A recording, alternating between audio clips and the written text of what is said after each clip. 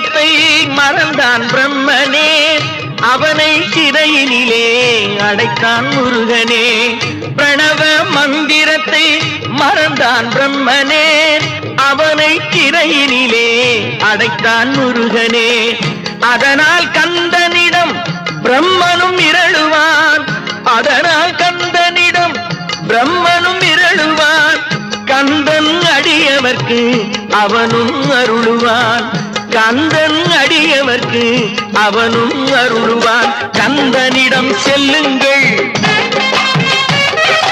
என்ன வேண்டும் சொல்லுங்கள்.